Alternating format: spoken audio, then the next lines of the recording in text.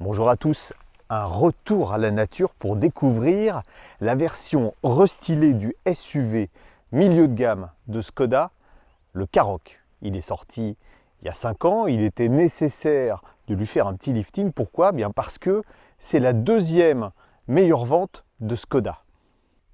Les modifications sont les mêmes que pour le reste de la gamme Škoda, c'est-à-dire une calandre un peu plus nervurée, bouclier avant revu, des phares qui sont plus fins, qui intègrent la technologie LED sur les versions haut de gamme. C'est un véhicule qui fait 4,39 m de long.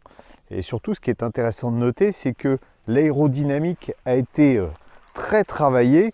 En particulier, vous le voyez avec ses jantes, avec ce spoiler arrière, ce qui lui permet d'afficher un CX de 0,30. C'est le meilleur de sa catégorie.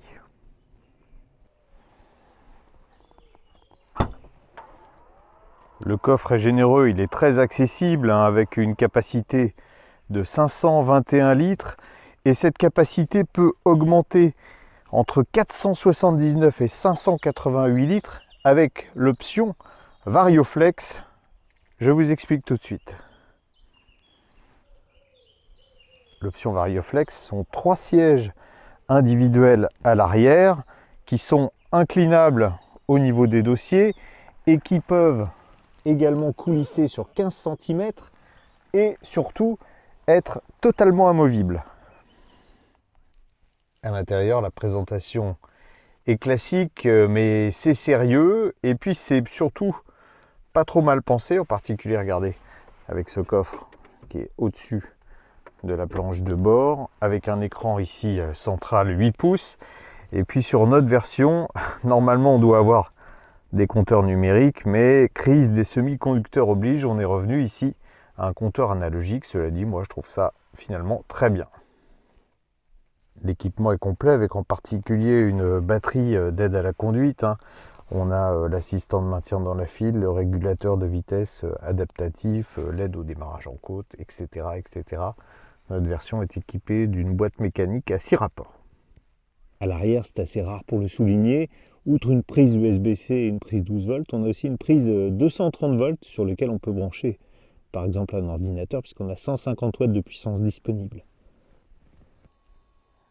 Grosse voiture, mais petit moteur, essence 3 cylindres, 1 litre seulement, mais qui embarque les dernières technologies de Volkswagen, en particulier un turbo à géométrie variable, et surtout la capacité de fonctionner en cycle Miller sous faible charge, cela afin de diminuer la consommation, d'augmenter le rendement. 110 chevaux et surtout 200 Nm de 2000 tours à 3500 tours.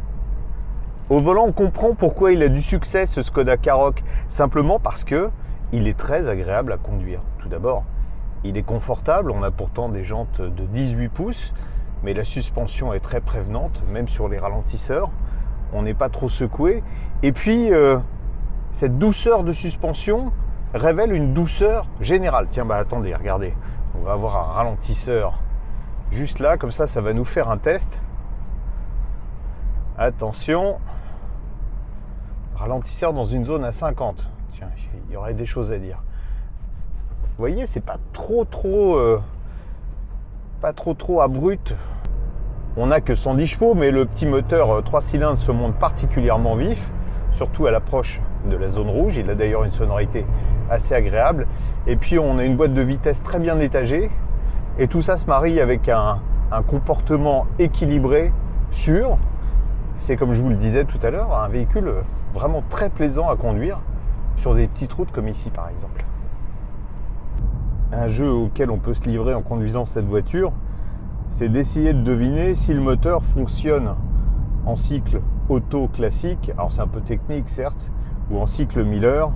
Le cycle Miller, ça permet d'avoir un rendement meilleur avec une course de détente plus importante que la course de compression. Et en fait, je cherche depuis tout à l'heure à quel moment on passe d'un type de fonctionnement à l'autre, et je vous avoue que c'est absolument impossible à déceler. Ce qui est agréable aussi, c'est que ce petit moteur de 1 litre de cylindrée seulement accepte de rouler 1000 tours en 6e et fait preuve même de reprise tout à fait convaincante au-dessus, on a en fait 200 Nm de couple de 2000 à 3500 tours. Une jolie cigogne pour vous parler de la conduite en ville.